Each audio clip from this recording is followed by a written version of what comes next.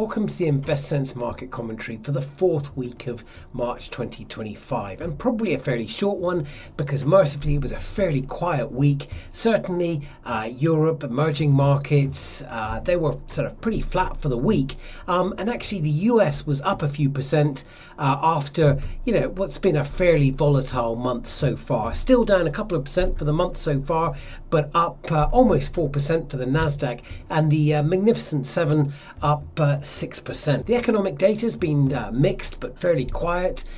Signs of maybe further signs of slowing economic growth on the manufacturing side, but a bit more activity on services in the US and in Europe. Maybe some positive signs of an industrial expansion, especially in Germany, and maybe sentiment being buoyed by those recent stock market gains over there. But really, a lot of this is the calm before the storm, or so a lot of people feel, ahead of the April 2nd next week so-called reciprocal tariffs that may or may not come into effect. There is a sense that Trump is fairly serious about this, and we will see something. But if we don't, of course, you markets would love that. But most people we talk to aren't making too many predictions.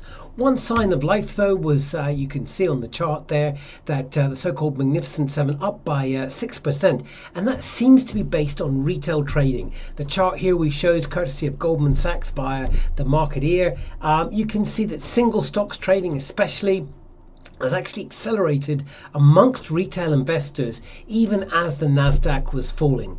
So, fun fact for the week, Tesla actually up almost 30%, 27% over the past week, which takes it back to where it was 3 weeks ago, and also the same day that Trump was elected. But that also means that it's still down 40% from its highs at the beginning of the year. That gives you a sense of the degree of volatility associated with some of these stocks, and Tesla in particular, and retail flows seem to be a large part of that. And so for the last 4 years at least, a buy on the dip has been a sort of proven strategy, and there's a thought out there that retail investors in the US, a lot of which are highly leveraged, one-day options, etc., are fairly conditioned to buy on the dip.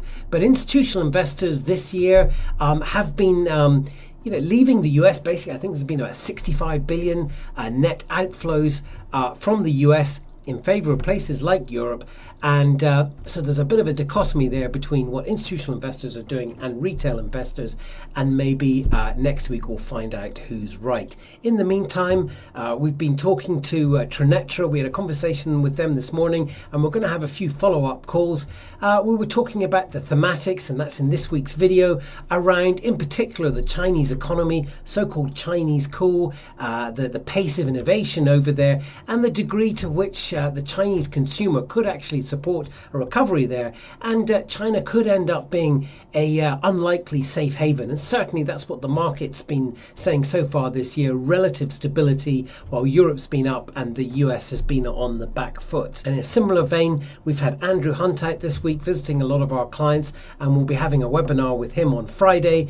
Still time to join if any of our clients want to join in that conversation. Similar themes to some extent, a lot of uncertainty this year, but also perhaps making a case that outside of the US is where you might find a little bit more stability, although maybe longer term we'll find out which emerging markets are going to be the winners, and maybe by the end of this year we'll know whether we've seen a recession, and whether that might actually lead to a reaction from the US authorities, the Fed and the Trump administration that could unleash a little bit more inflation. So a lot going on, and a pretty interesting presentation from what I've heard so far. So if you want to join that, please feel free to click on the link in the weekly newsletter, and we'll see you on Friday. And otherwise, look forward to talking next week.